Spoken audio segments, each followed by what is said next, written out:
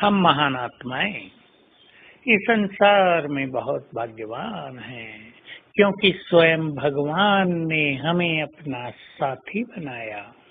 इस सृष्टि को परिवर्तित करने के लिए, कलयुगी दुनिया को सतयुग में बदलने के लिए जब भगवान इस धरा पर आए तो देखिए कितने बड़े भाग्य की बात है। उसने हमारे तन को स्वीकार किया, उसने हमारे मन को स्वीकार किया, हमारे धन और योग्यताओं को स्वीकार किया, हमारे समर्पण भाव को स्वीकार कर लिया। हमारे पास था ही क्या उसके लिए, लेकिन हम उसके कार्यों में लग गए।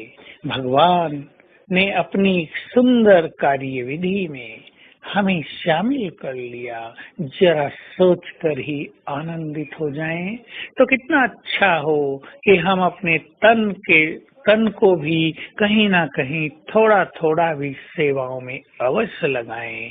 अपने मन के द्वारा श्रेष्ठ वाइब्रेशन फैलाएं, मन को शुद्ध करें और अपने धन का भी कुछ हिस्सा हम बाबा के कार्यों में अवश्य लगाएं। हमारे पास जो भी योग्यताएं हैं उनको भी हम बाबा के कार्य में लगाते रहें, तो ये सब चीजें बढ़ती रहेंगी।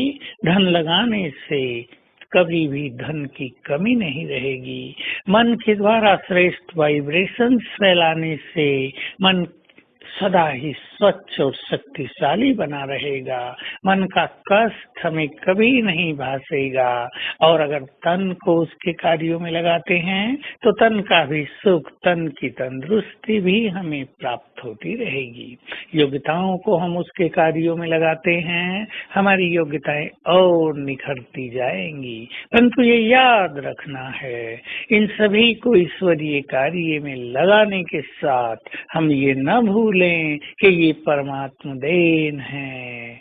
मैं लगा रहा हूँ, मैंने इतना धन दिया, मैंने ये सेवा केंद्र बनवाया, मैंने ये कार्यक्रम बनवाया, मैंने ये चीजें खरीद कर यज्ञ में दी। अगर ये याद रहता है तो पुण्य क्षीण होते रहते हैं, क्योंकि इसके पीछे मैंपन है। हमारा अभिमान बढ़ गया तो ईश्वरीय सेवा में सब कुछ लगाने का सुख, उसका फल तो हमें नहीं मिला। तो आज जरा गंभीरता से विचार करेंगे। हम बाबा के कार्यों में निष्काम भाव से सहयोग देते हैं और सबसे बड़ा सहयोग तो है इस ईश्वरीय कार्यों में रहते हुए अपनी स्थिति को श्रेष्ठ बनाकर रखना, ताकि हमारे इस श्रेष्ठ स्वभाव के कारण कई आत्माएं बाबा के कार्यों में लग जाएं।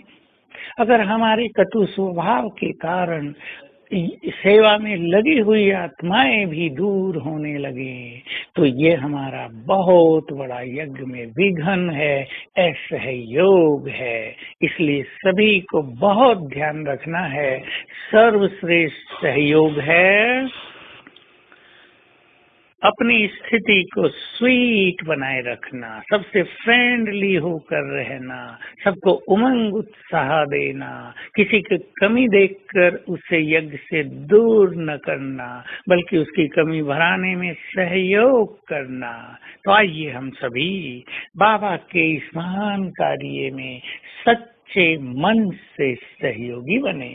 और सबसे महान तो वे हैं जिन्होंने अपना सर्वस्व प्रभु अर्पित कर दिया, और जिन्हें अर्पित करने के बाद ये फीलिंग भी नहीं है कि हमने कुछ किया है। अगर ये फीलिंग रहती है तो भी हम पूरे सहयोगी नहीं बन पाते, क्योंकि समर्पण भाव का परिणाम होना चाहिए निश्चिंत जीवन, योग युक्त जीवन।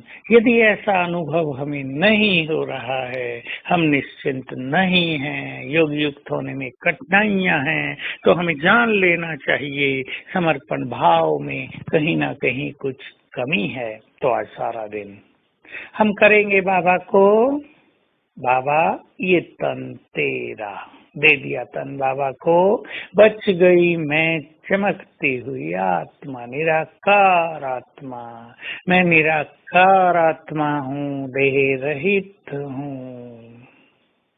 ये बहुत अच्छी फीलिंग हर घंटे करनी है। तन तेरा, मेरा घर भी तेरा, ये मन भी तेरा। और देखेंगे मन से सुंदर वाइब्रेशंस चारों ओर फैल रहे हैं। ओम शांति।